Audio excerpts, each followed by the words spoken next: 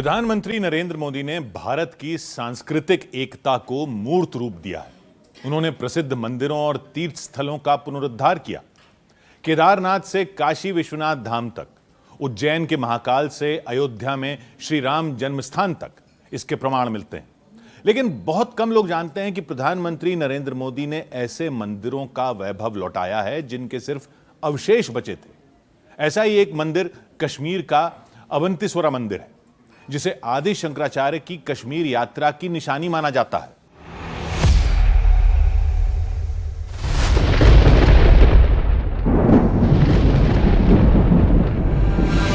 तेरह जून 2013, केदारनाथ, उत्तराखंड। दोपहर 1:30 तक केदार घाटी में सब कुछ सामान्य था। धूप खिली थी,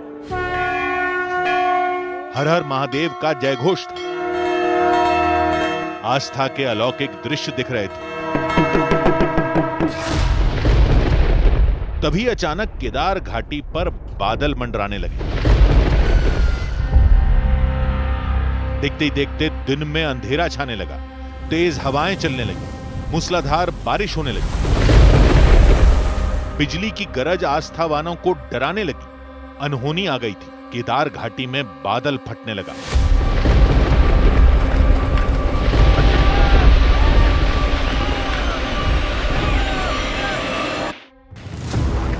हाहाकारी आपदा की यह शुरुआत भर थी। सूरज ढलने तक चौराबाड़ी ताल उफान मारने लगा। बाढ़ से ताल का बांध टूट गया, जिससे केदार घाटी में चट्टानों और मलबे का सैलाब उमड़ आया। केदारनाथ धाम में बहने वाली दोनों नदियां मंदाकिनी और सरस्वती बेकाबू हो गई। आपदा ने दोनों नदियों की धारा ही बदल डाली, जिससे आई बाढ़ ने देवभूमि को मौत का दरिया बना दिया।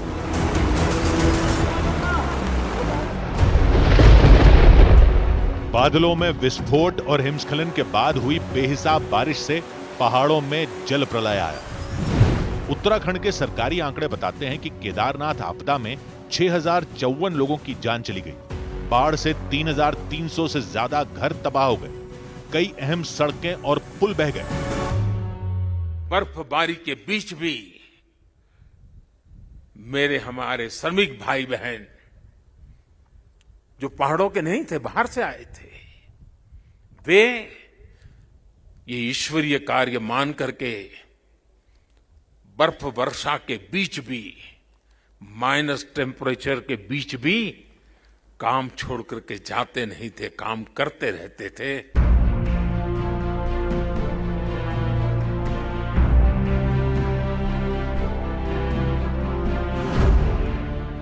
आपदा ने केदार घाटी को उजाड़ दिया था। वहां सलामत बचा था तो सिर्फ केदारनाथ का मंदिर। केदारनाथ धाम में विशेष आस्था रखने वाले नरेंद्र मोदी तब गुजरात के मुख्यमंत्री थे। उन्होंने आपदा के बाद केदारनाथ का हवाई सर्वेक्षण किया था। नरेंद्र मोदी ने राहत बचाव के काम में मदद पहुंचाई। इतना ही नहीं, उन्होंने गुजरात के मुख्यमंत्री राहत कोष से 3 करोड़ की आर्थिक मदद भी की। केदार घाटी में जो विपत्ति आई थी, उससे उबरने में बहुत वक्त लगना था। जब नरेंद्र मोदी प्रधानमंत्री बने तो उन्होंने केदारनाथ धाम को नए सिरे से संवारना शुरू किया, जिसमें मंदाकिनी और सरस्वती नदी के किनारे सुरक्षा दीवार बनाई गई। तीर्थ पुरोहितों के लिए घर बनाए गए। मंदिर के आगे से हेलीपैड तक के रास्ते के दोनों छोरों पर घरों को तोड़ा गया। केदारनाथ धाम में शंकराचार्य का भव्य गद्दी स्थल तैयार किया गया। सड़कों को चौड़ा किया गया। यात्रा मार्ग में नए शिविरों का निर्माण हुआ। घाटों का निर्माण, सौंदर्यीकरण और धाम के चबूतरे का आधुनिकीकरण किया गया। जो लोग यहां आते थे वो सोचते थे कि क्या अब ये हमारा केदार धाम या हमारा केदारपुरी फिर से उठ खड़ा होगा क्या? लेकिन मेरे भीतर की आवाज कह रही थी, ये पहले से अधिक आन बान शान के साथ खड़ा होगा। केदारनाथ धाम में श्रद्धालुओं के लिए वाटर एटीएम, प्रवचन हॉल, बारिश बर्फबारी से बचने के लिए रेन शेल्टर, अस्पताल, पुलिस कंट्रोल रूम और गेस्ट हाउस की सुविधा की गई। केदारनाथ धाम जब पहले की तरह फिर दमकने लगा, तब पीएम मोदी ने खुद वहां जाकर आदि गुरु शंकराचार्य की प्रतिमा का अनावरण किया। पीएम मोदी ने जिस वाराणसी को अपने संसदीय क्षेत्र के लिए चुना, वहां के काशी विश्वनाथ धाम के लिए भी एक संकल्प लिया। यह था काशी विश्वनाथ कॉरिडोर का निर्माण।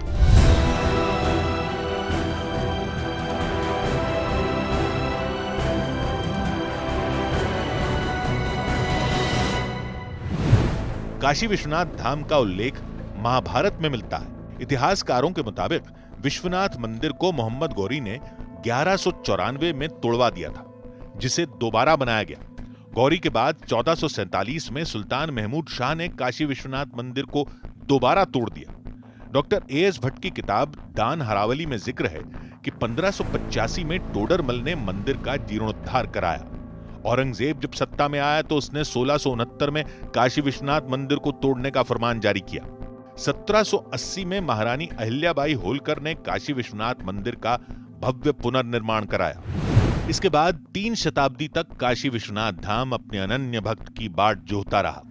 8 मार्च 2019 को प्रधानमंत्री नरेंद्र मोदी ने काशी विश्वनाथ कॉरिडोर का शिलान्यास किया, जिसमें 50,000 वर्ग मीटर में मंदिर परिसर को भव्य बनाया गया। विश्वनाथ कॉरिडोर को 3 भागों में बांटा गया। पहला मंदिर का मुख्य भाग, जो लाल बलुआ पत्थर से बनाया गया। इसमें 4 बड़े-बड़े गेट लगाए गए। इसके चारों तरफ एक प्रदक्षिणा पथ बनाया गया।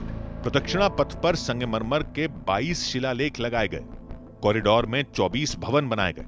इन भवनों में मुख्य मंदिर परिसर, मंदिर चौक, मुमुक्षु भवन, 3 यात्री सुविधा केंद्र, 4 shopping complex, multipurpose hall, city museum, Varanasi gallery और जलपान केंद्र गंगा व्यू कैफे भी बना। बाबा का ये धाम शाश्वत ही नहीं रहा है, इसके सौंदर्य ने भी हमेशा संसार को आश्चर्यचकित और आकर्षित किया है। पीएम मोदी के प्रयास से विश्वनाथ धाम फिर से काशी की सांस्कृतिक और आध्यात्मिक पहचान बन गया। काशी वो है जहां सत्य ही संस्कार है। काशी वो है जहां प्रेम ही परंपरा है।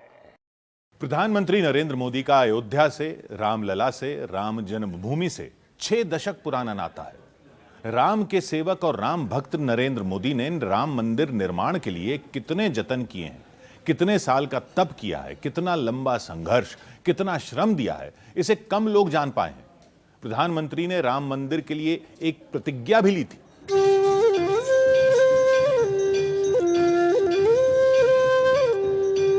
जैसी रामलला की अनुपम मूरत, वैसा ही दिव्य राम मंदिर। रामलला के भव्य मंदिर की बुनियाद में आस्थावानों के सदियों का तप है, राम भक्तों का अतुलनीय त्याग है और कार सेवकों की प्राणों की आहुति है। पुरातन परंपराओं और स्थापत्य की नवीन कलाओं के मेल से बना राम मंदिर अनिर्वचनीय है। करीब 100 से 120 एकड़ भूमि पर 5 गुंबदों वाला और 3 मंजिलों वाला ऐसा राम मंदिर दुनिया में कहीं नहीं। राम मंदिर में 318 खंबे हैं। राम मंदिर की लंबाई 268 फीट और चौड़ाई 140 फीट है। खंबों की ऊंचाई 14 फीट 6 इंच है और हर खंबे में 16 मूर्तियां तराशी गई। राम मंदिर का निर्माण नागर शैली में हुआ है। प्रधानमंत्री नरेंद्र मोदी की निगरानी में राम मंदिर निर्माण के साथ अयोध्या धाम का उद्धार भी किया गया। श्री राम जन्मभूमि को धार्मिक, सांस्कृतिक, आर्थिक और पर्यटन का केंद्र बनाने वाले पीएम मोदी ही हैं। जहां अब महर्षि वाल्मीकि इंटरनेशनल एयरपोर्ट है, आधुनिक अयोध्या धाम स्टेशन है, श्री राम जन्मभूमि मंदिर को जाने वाले राम पथ, भक्ति पथ, धर्म पथ और श्री राम जन्मभूमि पथ हैं। राम नगरी स्मार्ट और डिजिटल सिटी बन चुकी है। अयोध्या को यह गौरव लौटाने की प्रतिज्ञा पीएम मोदी ने 70 के दशक में ली थी। राम भक्त मोदी का पहला उल्लेखनीय प्रयास 1970 में देखा गया। तब स्वयंसेवक नरेंद्र मोदी ने राम जन्मभूमि आंदोलन के लिए गुजरात के गांव-गांव की यात्रा की थी। उन्होंने अपनी टीम के साथ मिलकर 9000 से ज्यादा गांवों की खाक छान डाली। नरेंद्र मोदी ने पूरे गुजरात में घूम-घूम कर 55 लाख लोगों को राम काज से जोड़ा। अलग अलग संप्रदाय के साधु संतों को मिलना, सभी संप्रदाय के प्रमुख लोगों को मिलना, सभी समाज के वडीलों को मिलना, ऐसा एक अभियान चलाया था। नरेंद्र मोदी ने साल 1989 में साधना मैगजीन में राम मंदिर निर्माण जरूरी क्यों है इस पर लेख लिखा। नरेंद्र मोदी ने साधना मैगजीन में अनिकेत नाम से एक लेख साल 1989 में शिलान्यास के मौके पर लिखा था। राम मंदिर जो गांव के हैं, वहाँ की भावना को देश के राम मंदिर तक जोड़ने का काम यदि किसी ने किया तो नरेंद्र भाई ने किया। नरेंद्र मोदी ने अपने लेखों से, भाषण से, यात्राओं से युवा पीढ़ी में आस्था की उमंग जगाई। उन दिनों उनका एक भाषण बेहद पॉपुलर हुआ। राम मंदिर जन्मभूमि स्थल पर ही बनाया जाएगा जहां राम का जन्म हुआ था। दुनिया की कोई ताकत राम मंदिर बनने से नहीं रोक सकती। फिर आया 25 सितंबर 1990 का दिन। शुरू हुई सोमनाथ अयोध्या रथ यात्रा। लाल कृष्ण आडवाणी के रथ के सारथी बने नरेंद्र मोदी। रथ यात्रा गुजरात के 600 गांवों से होकर गुजरी। अयोध्या में रथ यात्रा जब पहुंची तो रामलला के दर्शन के बाद नरेंद्र मोदी ने एक प्रण दिया। टेंट में विराजमान रामलला के दर्शन के बाद नरेंद्र मोदी ने संकल्प लिया था कि वो जन्मभूमि पर तब लौटेंगे जब भव्य मंदिर निर्माण होगा।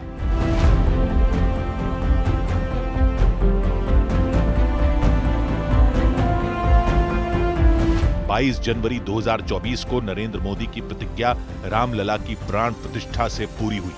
अयोध्या धाम में जन्मस्थान पर रामलला के भव्य मंदिर निर्माण से नरेंद्र मोदी ने भारत में समरस समाज की स्थापना भी कर दी। अगर कल्याण राज्य की कल्पना करनी है तो राम राज्य होना चाहिए। ओम शिव शंकर नमः शिवाय, ओम शिव शंकर नमः शिवाय, शिव शिव शंकर नमः शिवाय। अयोध्या धाम से पहले पीएम मोदी ने उज्जैन महाकाल मंदिर परिसर के विकास का आधार तैयार किया। सफेद धोती, अंगवस्त्र, केसरिया दुपट्टा, माथे पर त्रिपुंड और गले में रुद्राक्ष की माला धारण किए प्रधानमंत्री मोदी ने 11 अक्टूबर 2022 को महालोक उद्घाटन किया था।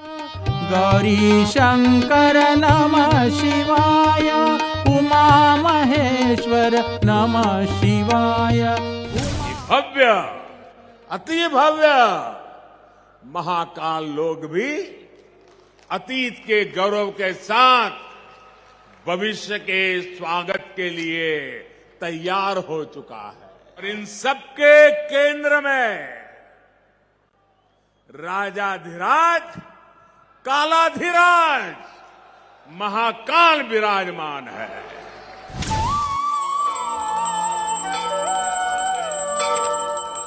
कश्मीर से कन्याकुमारी तक, द्वारका से कामाख्या तक धर्म स्थलों की सुध नरेंद्र मोदी ने ली है। कश्मीर में पीएम मोदी ने जिन मंदिरों के लिए प्रयास किए उन्हें भी जान लीजिए। श्रीनगर के रघुनाथ मंदिर, अनंतनाग के मार्तंड मंदिर, पाटन के गौरीशंकर मंदिर, श्रीनगर के पांद्रिथन मंदिर, अवंतीपुरा के अवंतीस्वरा मंदिर का भी रेनोवेशन हो रहा है। प्रधानमंत्री नरेंद्र मोदी का अयोध्या से, रामलला से, राम जन्मभूमि से 6 दशक पुराना नाता है। राम के सेवक और राम भक्त नरेंद्र मोदी ने राम मंदिर निर्माण के लिए कितने जतन किए हैं, कितने साल का तप किया है, कितना लंबा संघर्ष, कितना श्रम दिया है, इसे कम लोग जान पाए हैं। प्रधानमंत्री ने राम मंदिर के लिए एक प्रतिज्ञा भी ली थी। 17 अप्रैल 2017, प्रधानमंत्री आवास। सफेद लिबास, सिर पर सुनहरी टोपी, कुछ विशेष मेहमान पीएम आवास पर पहुंचे थे। प्रधानमंत्री अगवानी करने खुद खड़े थे। मेल मुलाकात के बाद प्रधानमंत्री ने मेहमानों के सामने एक बात उजागर की। बात वक्फ बिल से जुड़ी थी। पीएम मोदी ने जब वक्फ संशोधन पर विचार किया तब उन्होंने इस पर सबसे पहले जिससे राय ली उनका नाम जान लीजिए। जब मेरे मन में वक्फ के एक्ट पर काम करने का विचार आया तो सबसे पहले मैंने सैयदना साहब से सलाह मशवरा किया। फिर उन्होंने आपको मेरे पास भेजा तो मैंने इनको 3 साल तक परेशान किया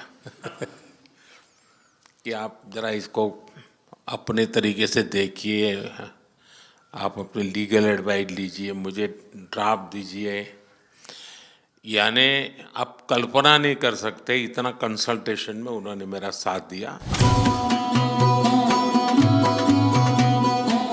प्रधानमंत्री का दाऊदी बोहरा समाज के साथ बहुत पुराना रिश्ता है। बोहरा समुदाय ने 20 साल पहले नरेंद्र मोदी को सरप्राइज पार्टी दी थी। पार्टी साल 2005 में दी गई थी। नरेंद्र मोदी भारतीय जनता पार्टी की राष्ट्रीय कार्यकारिणी में हिस्सा लेने चेन्नई गए थे। जिस होटल में वो रुके थे, बोहरा समाज ने वहीं सरप्राइज बर्थडे पार्टी का आयोजन किया था। दाऊदी बोहरा समुदाय से नरेंद्र मोदी के लगाव की गवाही ये तस्वीरें भी देती हैं। नरेंद्र मोदी ने भारत की महान परंपरा, ज्ञान और भक्ति को नई पहचान दी है। 130 करोड़ देशवासियों की आवाज मुझे सुनाई देती है और मेरे मुंह से यही निकलता है, एक ही बात निकलती है, समय के दायरे में बंधकर भयभीत होना अब भारत को मंजूर नहीं है। पीएम मोदी ही हैं जिन्होंने दक्षिण भारत के धर्म स्थलों को राष्ट्रीय अस्मिता से जोड़ा। गंगईकोंडा चोलपुरम के बृहदेश्वर मंदिर को ही लीजिए, जहां ऐतिहासिक आदि थिरुवितरई उत्सव मनाने की परंपरा है। चोल वंश के महान सम्राट राजेंद्र चोल प्रथम की 1000वीं जयंती पर पीएम मोदी भी इसमें शामिल हुए। गंगईकोंडा चोलपुरम विकास परिषद ट्रस्ट के अध्यक्ष आर कुमागन के अनुरोध पर पीएम ने सम्राट के सम्मान में एक स्मारक सिक्का भी जारी किया। इस मौके पर पीएम ने यह भी बताया कि चोल साम्राज्य के मार्गदर्शन से विकसित भारत का लक्ष्य आसानी से हासिल किया जा सकता है। चोला साम्राज्य का दौर भारत के स्वर्णिम युगों में से एक था। इस युग की पहचान उसकी सामरिक ताकत से होती है। मदर ऑफ डेमोक्रेसी के रूप में भारत की परंपरा को भी चोला साम्राज्य ने आगे बढ़ाया था। पीएम मोदी ने नई पीढ़ी को उस विरासत से रूबरू करवाया जिसका गौरव गान कभी पूरे एशिया महाद्वीप में होता था। राजेंद्र चोल प्रथम भारत के सबसे शक्तिशाली और दूरदर्शी सम्राट में एक थे। उनके नेतृत्व में चोल साम्राज्य ने दक्षिण और दक्षिण पूर्व एशिया तक अपना प्रभाव बढ़ाया था। राजेंद्र चोल प्रथम ने श्रीलंका, मालदीव, मलेशिया और दक्षिणी थाईलैंड पर जीत दर्ज की थी।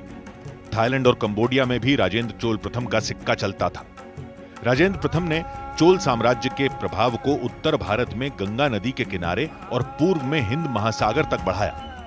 राजेंद्र चोल प्रथम ने उत्तर भारत में विजय अभियान के बाद अपनी राजधानी को गंगईकोंडा चोलपुरम का नाम दिया था, जिसका मतलब है गंगा पर विजय पाने वाला। चोल सम्राट के ऐतिहासिक कार्य को नए युग में फिर से स्थापित करने वाले लीडर नरेंद्र मोदी ही हैं। राजेंद्र चोल ने गंगईकोंड चोलपुरम कोविल की स्थापना भी की थी। चोला साम्राज्य की ही देन है कि मां कावेरी की इस धरती पर मां गंगा का उत्सव मनाया जा रहा है। ये कहना गलत नहीं होगा कि पीएम मोदी के बनाए सांस्कृतिक सेतु ने उत्तर और दक्षिण की दूरियां मिटाई हैं। विदेशों से भारत की अमूल्य धरोहरों की वापसी इसी दिशा में एक बड़ी पहल थी। साल 2016 में पीएम मोदी की अमेरिका यात्रा कई मायनों में ऐतिहासिक थी। तब अमेरिका से पीएम मोदी देशवासियों के लिए 200 से ज्यादा अमूल्य उपहार लेकर लौटे थे, जिनमें भगवान गणेश की 11वीं सदी की कांस्य प्रतिमा थी। तस्करों ने इस मूर्ति को टोलेडो म्यूजियम ऑफ आर्ट को $2,45,000 में बेचा था। पीएम मोदी के प्रयासों से ऐसी अनमोल धरोहरों की वतन वापसी के आंकड़े कुछ यूं हैं। अमेरिका से अब तक 578, ऑस्ट्रेलिया से 40 से ज्यादा, यूनाइटेड किंगडम से 16 कलाकृतियों को वापस लाया जा चुका है। पीएम मोदी के प्रयास से ब्रिटेन ने गुरु गोबिंद सिंह जी की तलवार भारत को लौटा दी। प्रधानमंत्री नरेंद्र मोदी ने गुरुद्वारों के संरक्षण और सिख इतिहास के उत्थान के जितने प्रयास किए हैं, उन्हें कभी भुलाया नहीं जा सकता। मैं मानता हूं कि जिस तरीके से उन्होंने गुरुद्वारों के ऊपर बहुत बड़ा काम किया, चाहे गुजरात में गुरु नानक देव पातशाह जी का पवित्र स्थान हो, उसको बाद में यूनेस्को का अवार्ड मिला, चाहे पटना साहब का, चाहे हजूर साहब का। इस तरह भावना जो है उनकी सिखों के प्रति, सिख धर्म के प्रति, वो एक अद्भुत है। इसी तरह पीएम मोदी ने नालंदा विश्वविद्यालय को नई शक्ल दी, जिसे तुर्क आक्रमणकारियों ने खंडहर बना दिया था। 1193 ईस्वी में तुर्क आक्रमणकारी बख्तियार खिलजी ने नालंदा पर हमला किया था। नालंदा विश्वविद्यालय को तहस नहस करने के साथ बख्तियार खिलजी ने यहां की लाइब्रेरी को आग लगवा दी थी। तब से नालंदा के खंडहर 800 साल तक लंबा इंतजार करते रहे। नरेंद्र मोदी ने प्रधानमंत्री पद जब संभाला तो उन्होंने नालंदा विश्वविद्यालय की सुध ली। नरेंद्र मोदी ने नए नालंदा विश्वविद्यालय को विशाल बनाने का प्रयास किया है। नालंदा विश्वविद्यालय परिसर 455 एकड़ में बना है। विश्वविद्यालय को नेट जीरो ग्रीन कैंपस बनाया गया है। प्राचीन व्यवस्था की तरह नए विश्वविद्यालय में भी छात्रों के लिए आवासीय शिक्षण के इंतजाम है।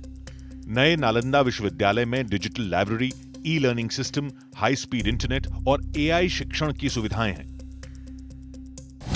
नालंदा का अर्थ है न अलम ददाति इति नालंदा,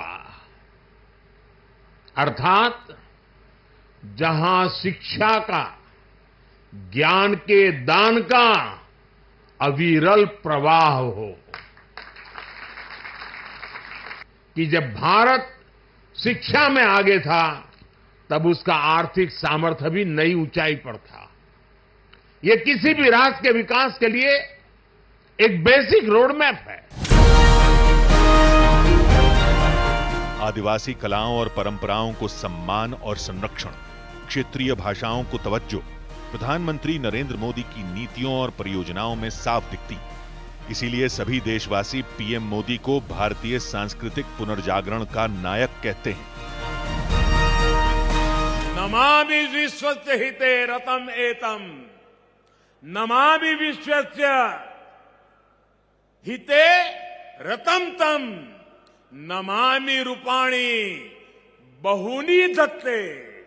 अर्थात हम उन विश्वपति भगवान शिव को नमन करते हैं जो अनेक रूपों से पूरे विश्व के हितों में लगे हैं। जैन धर्म के आचार्य विद्यासागर जी महाराज, आचार्य रत्न सुंदर जी महाराज जैसे संतों से पीएम मोदी ने कई बार आशीर्वाद लिया है।